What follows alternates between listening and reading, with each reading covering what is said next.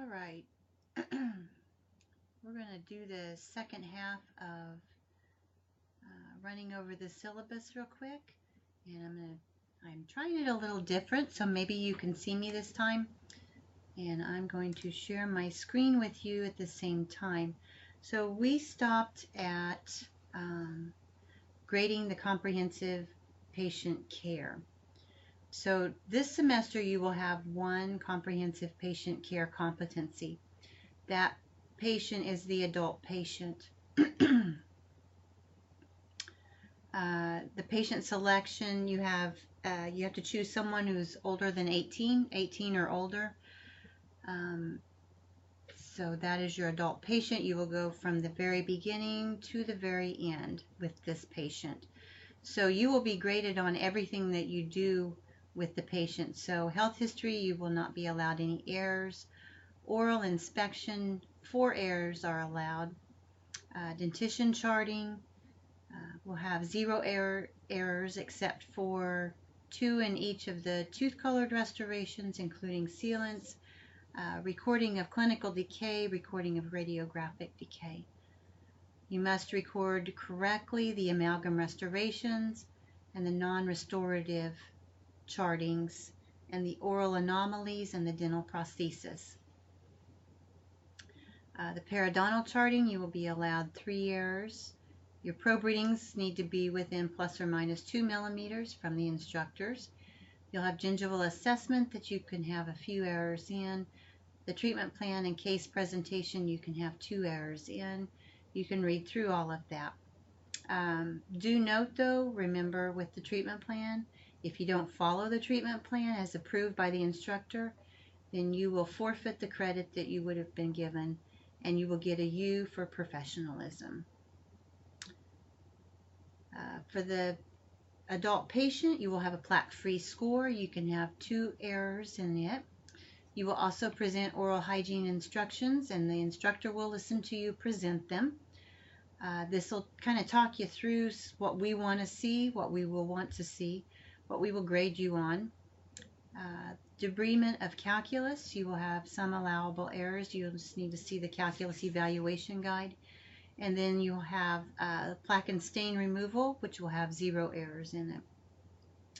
For this competency, do not forget, in fact, you may want to put a big star beside it. You may want to highlight it in bright color. Before you are done with this patient, once you've completed the plaque and stain removal, you're going to want to redisclose. So you will have the stuff that you need on your tray that you need to do another redisclose. And once you've redisclosed your patient, you need to have the supervising dentist or the instructor take a look inside and see that you've done it and initial your grade sheet. Don't forget this. This is an easy step to forget. Don't forget it. Highlight it, star it. Just remember that you've got to redisclose this patient.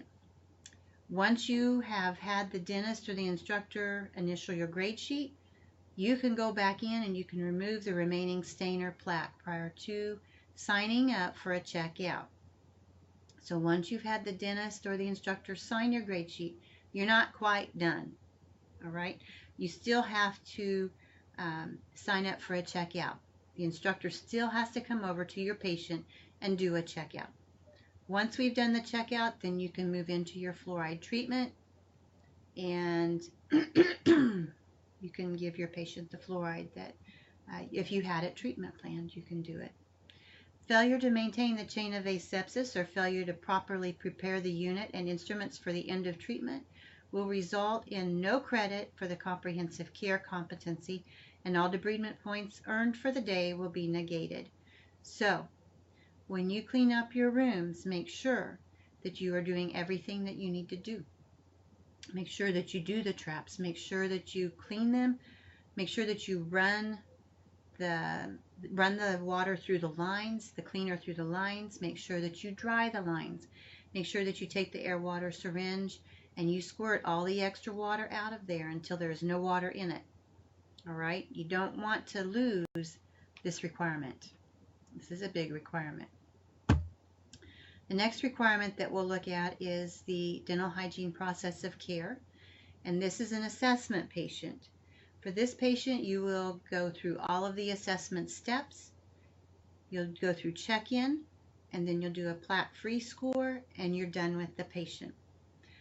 So this patient can be of any age. It doesn't have to be a certain age. Usually the younger the patient, not too young, but a young patient is usually easier to get this requirement done on because they don't have quite as much stuff to assess and to write down, whereas adult may have a lot of dentition that you have to record.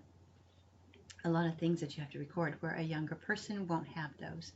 So this is your assessment patient. So you have the health history with 0 errors. If you, let's see, you've got oral inspection where you can have 3 errors. Dentition charting, you can have 0 errors except for 2 in your tooth colored fillings or sealants. Recording of clinical decay or recording of radiographic decay. You must correctly record all amalgam restorations and non-restorative chartings, oral anomalies, and dental prosthesis. Periodontal charting can be allowed for 3 errors. You have to have probe readings within plus or minus 2 millimeters of the instructor. You must correctly record missing teeth. 6 probe readings for each tooth, areas of bleeding, and recession. Recession has to be recorded. You have to both write the millimeters of recession. You also have to draw. So don't forget, you have to do both for recession, and then you have to record mobility if there is mobility. The gingival assessment will allow you 2 errors or 2 sextants to be errored in. You must record correctly the date, generalized and localized, descriptions of 4 sextants, and make sure you get that generalized statement.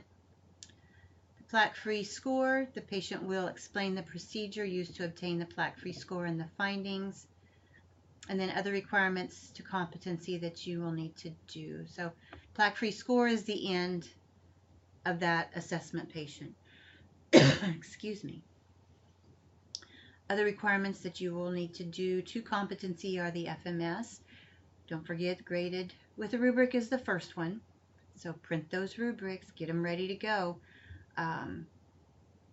Make sure that you get a start time and a stop time.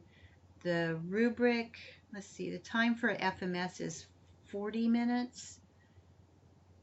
So you'll have 40 minutes to take an FMS. Get the start and stop times, don't forget. The rubrics have to be completed successfully prior to attempting the other FMS requirements. So you can't do another FMS until you get that rubric done. I mean, you can do them, but you won't get credit for them. All right.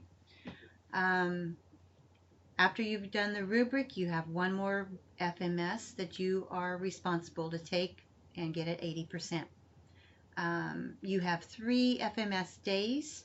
So if you don't get the FMS done the first time or the first day, you've got 2 more to go for with it.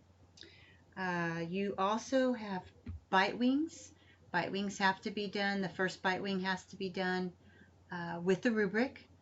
So it has to be successfully completed prior to attempting the other bite wing survey requirements. Once you have the first one done, you can do the other 2. You will do them to 80% competency. Make sure that you get them graded first by a peer and then by the instructor. Same survey. So you grade, the peer grades, and then an instructor grades. You'll have a digital bite wing set that you take. This is just taken to satisfactory level, so it's a pass or fail. So the instructor that looks at them will sign off on them, and it's just a pass or fail grade. Instrument sharpening, you will also have to have a peer that will say that the instruments are in need of sharpening prior to submitting to the instructor. Clinical radiographs, all of your radiographs have to pass with an 80% for this semester. As you progress in your semesters, your percents will go up, but this semester is 80%. Patient selection is indicated for radiographs. You can If the doctor will prescribe you the radiographs for your patient, then you can take the radiographs on your patient. Just don't forget, radiographs have to be prescribed by the doctor. You cannot take x-rays on your patient without a prescription, and the way that you get that is on your treatment record, and you have to go talk to the doctor and tell him that on this patient you are wanting to, and you have to take their health history. On this patient you're wanting to take either bite wings or an FMS, and you would like him to prescribe film. And after he's looked at the health history, then he can write how many film he wants taken on the treatment record. All radiographs have to be graded and determined for competency. If you don't pass, if you don't get an 80%, they don't count against you. They don't count for you. They just go in your patient's chart and they just stay there. Errors caused by patient movement or processing procedure will not be considered for reduction in the final grade. However, a radiograph with these errors may need to be retaken according to the supervising dentist's discretion. So the dentist may want you to retake an x-ray if one of those two errors happens, or other errors as well. So once you've taken, okay, if a student has taken bite wings for a patient and an FMS at separate appointments and attained competency for both, we can only give you credit for the FMS. So if you've taken bite wings on a patient and then you've decided you want to do an FMS on them, and we've given you credit for those bite wings, what we'll do is we'll take the credit away for the bite wings, but we'll give it to you in the FMS. Okay? So they just can't be separated at this point in time. So when we grade your bite wing surveys, a major error will count 10 points. A minor error will be 5 points. For a full mouth series, a major error is 2 points and a minor error is 1 point. And I imagine this morning you did some grading with Miss Curtis and Miss Eckelberger. And so this is just kind of giving you some more information here in your syllabus. Other things that we look at when we do your grading or that we consider in the final evaluation are documentation. Did you write the number of films exposed? Make sure that your medical history is completed and updated prior to the exposure of radiographs. Make sure that the number of films exposed is documented in your treatment record services rendered clinical form. If you don't do all of this paperwork or the proper documentation, it will result in a 10-point deduction from your evaluation grade. So you want to make sure that you do everything kind of right here. You want to make sure that you use the lead apron, use correct exposure settings. Failure to use the principles established will result in a 10-point deduction. Don't forget that you have to self-evaluate as well. You have to evaluate all of your radiographs. Each obvious error in the self-evaluation will result in the loss of 1 point. So if you see that you have a major error on your x-rays and you count it as a minor error, and the instructor feels that you should have known that it was a major, if it's blatant major error, you can lose 1 point because you weren't honest with your self-evaluation or your self-rating. All right? So be fair with yourself, be honest, and assess correctly. Mounting your x-rays. Each mounting error will result in the loss of 1 point. The student exposing the radiographs is ultimately responsible for mounting, even though an RA may have mounted the films. When you take bite wings with your patients, your RA will mount those films in a holder, and they will bring those films to you. It is your responsibility to check those and make sure that they are correctly mounted. Same with the FMS surveys. If your RA mounts those surveys for you, you need to correct or check them and make sure they're correct. If they're not correct, then you need to fix them. Okay? It's your responsibility, and it's your points that will be lost, not the RA's. Dull or instrument sharpening. We will do that this next week, I'm hoping, with your peer patient week. Other requirements that you will have are mounting the full mouth survey. I'm just going to go down. You've got the list here under the other requirements, and then you've got the criteria under that list. So I'm going to jump down to the criteria here. Mounting the FMS. Each student will mount a selected FMS. The student needs to inform a faculty member of the intent to complete this requirement. The faculty member will provide the student with an FMS of a clinical patient to mount. All films in the survey must be correctly mounted on the first attempt. You will be given 10 minutes to mount the survey. There is radiographic interpretation. Once again, this will be a selected FMS, and you have to record dental caries, dental calculus, bone loss, and pathologic findings using the back of the FMS grade sheet to satisfactory level. So you should have practiced that this morning with Miss Curtis, or tomorrow morning. I'm doing this the night before. But you should have practiced this grading and radiographic interpretation grading with Miss Curtis. I believe that she had an activity that she was going to help you guys do. You will need to, when you're on the floor though, on the clinic floor, you will need to inform the faculty member or the dentist of the intent to complete this requirement. The faculty member will provide the student with an FMS or a clinic patient to interpret. The findings must be recorded to a satisfactory level. The radiographic interpretation, any of these, the radiographic landmarks, they can be done with the doctor too. A lot of times the doctor is not quite as busy as an instructor, and so you can catch the doctor and he can work on these with you as well. I do want to make mention here, while talking about radiographic interpretation and the identification of radiographic landmarks and the mounting of the FMS, any of these extra requirements, you can do them. Let's see, as far as the mounting, the radiographic interpretation, the identification of radiographic landmarks on your FMS days. When you are done taking the FMS with your patient and you are done grading and you're just basically done for the day, if you have time left, pick one of these requirements and do them. If there's somebody that can do them with you, pick a requirement and do it.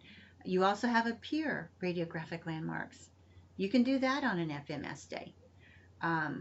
You can review the PANA with the peer on an FMS day. So use your time wisely. Get these requirements done. These requirements are requirements that have to be done before the end of the semester. And so you can use your FMS days to do so.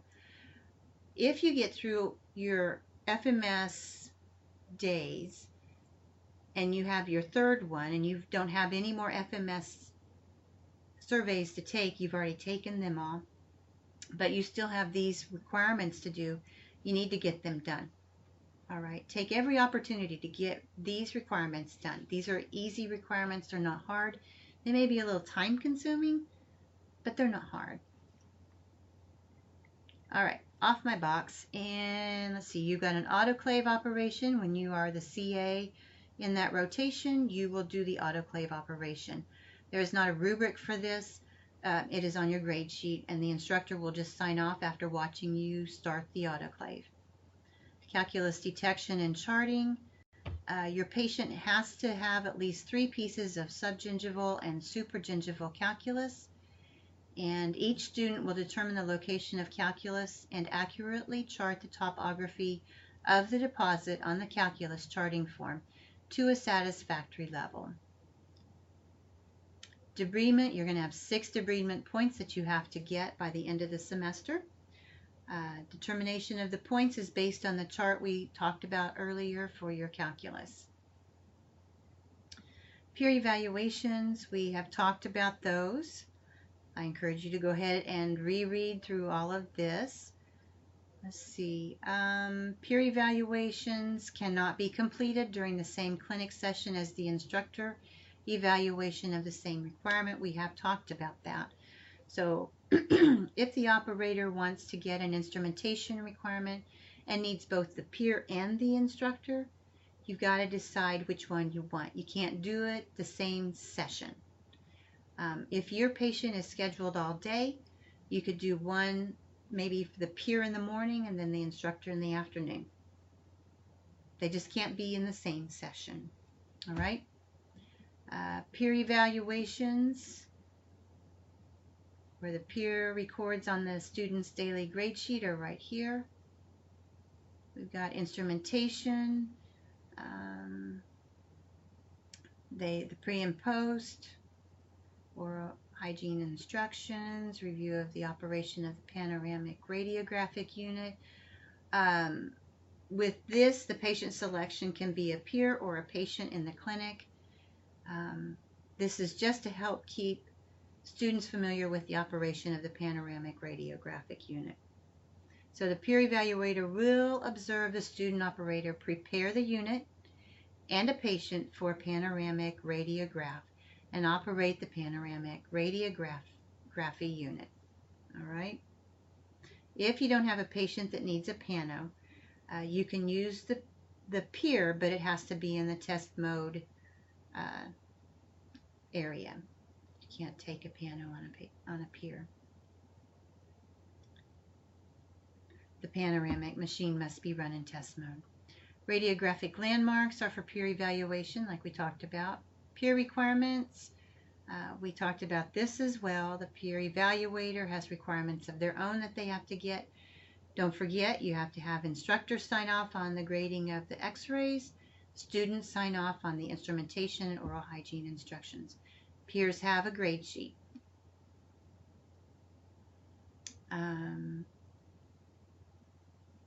CA, RA, and OA rotations. I am hoping that we covered some of those duties that you are to fulfill in each of those rotations. If we have not, they are in your program manual. You are able to find those and read through them. I encourage you to be prepared as you come up on the clinic floor.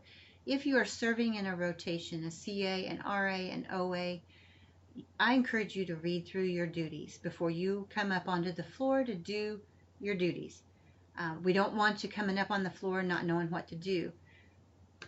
It's okay during peer week to come up and say, I'm not quite sure what I want to do or what I need to do, and we'll help you work through that.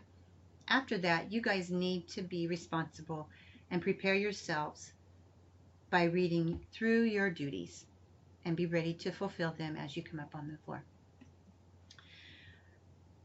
On each of your grade sheets, there's a place for us to grade professionalism, patient management, and record keeping.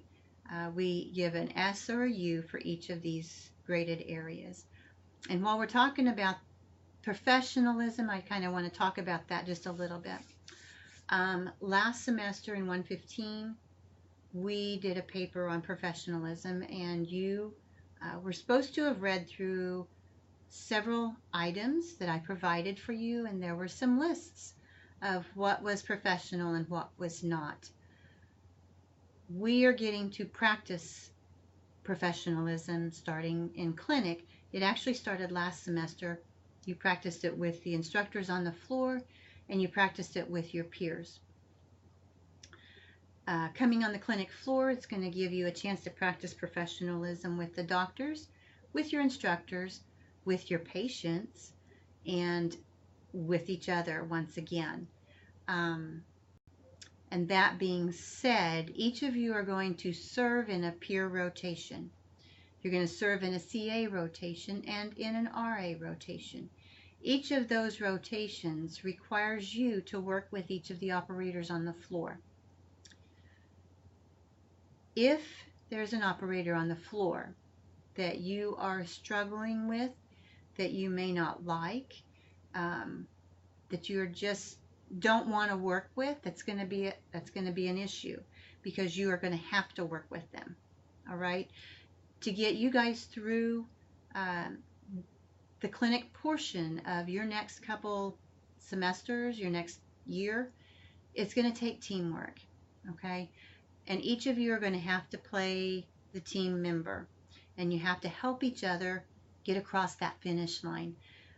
It makes things go so much smoother for each of you when you play the team part. If you don't want to play the team part, it makes it much rougher on you. Okay? So that being said, let's become much more team players and work for each other and help each other out and get each other through graduation.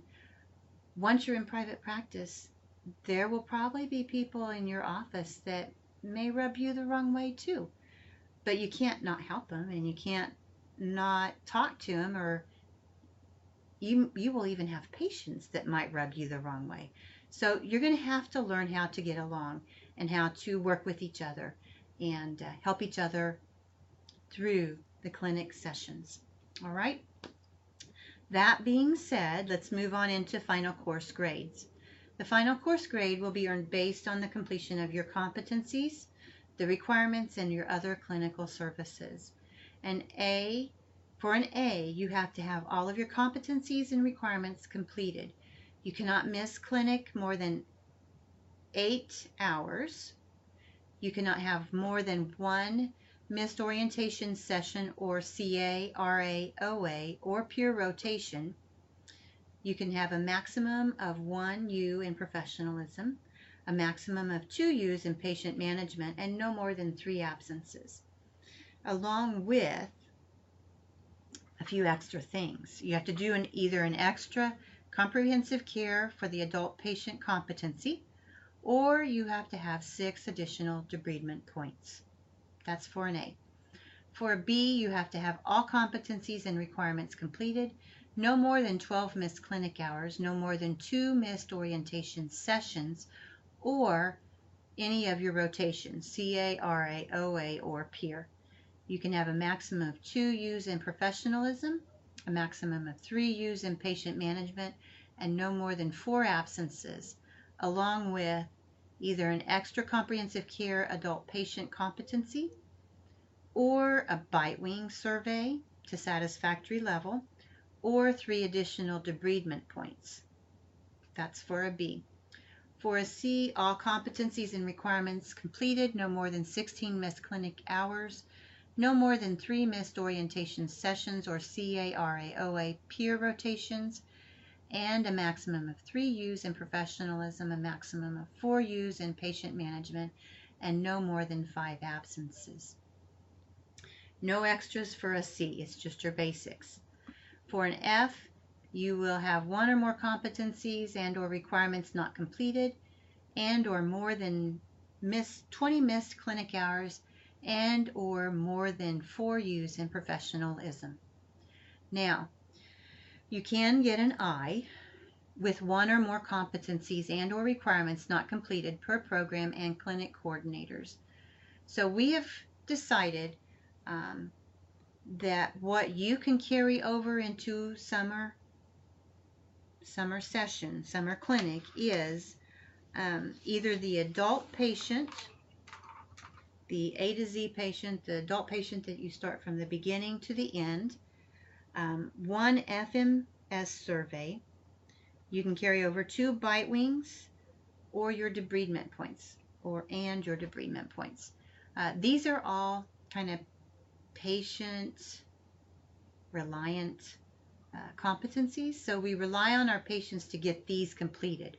And so these are the 4 things: the adult patient, 1 FMS, 2 bite wings, and debridement points. Those 4 things can carry over into the summer session. When we carry over, you will sign a contract saying that you will finish these requirements before halfway through the summer session. Summer session is 4 weeks long, so you've got 2 weeks at the very start to complete your spring requirement that you didn't get done in the spring. So I encourage you to get all of it done as you can, because summer's a real short time and you will have summer requirements on top of whatever you carry over as far as that goes. I think that's all that I had to say about that. All right, students are required to achieve a C or better for you to go on and move into the next semester of classes. If you fail to get the C, you will receive a failing grade, and the students may be able to retake the course during the following semester if space is available in the class. Sorry, the dog's barking. Then we have the dental hygiene competencies, the relevant terminal competencies, and we have just a few extra things that you can read through. The attendance and tardiness is in your handbook, your program manual, but I do want to say that if you are the operator or if you have a rotation, if those are your duties for the day, you need to be on the back side of the clinic by 8 o'clock. We allow you to come into the clinic at 8. If you walk into clinic late, by 8:10, you will receive a U in professionalism because you are late. If it is at 1 that you are supposed to be in clinic and you walk in late, you will receive a U in professionalism. We expect you to be on time, and we want you to be there waiting to be let in when we open those doors. Now, when we see peer patients starting Friday, those of you that are scheduled to be the operator, or if you're scheduled to be a CA or a peer, you will need to be at the clinic door behind in the back at 8 o'clock, and then once again at 1 o'clock. The operators in the morning will not be the operators in the afternoon, so you will probably be patients. Now the patients will wait in the front. You'll go out and you'll sit in the chairs in the front, and you will wait on your operator to come pick you up, to come out and get you, to bring you back, and to seat you. I think that is probably all. I do want to say that the last day to withdraw is April 23rd, but we do not want anybody to do that, so but we just have to let you know. And I think that is all. You can read through the rest. A lot of the rest is all campus information, and then the relevant terminal competencies. We have those again up here in the top part. So if you have questions about your syllabus, just let one of us know. We'll be happy to answer. And like I said, the week of peer patience is for you to learn, and we'll help guide you through the best that we can. So I will see you guys tomorrow morning, Friday morning at 8 o'clock.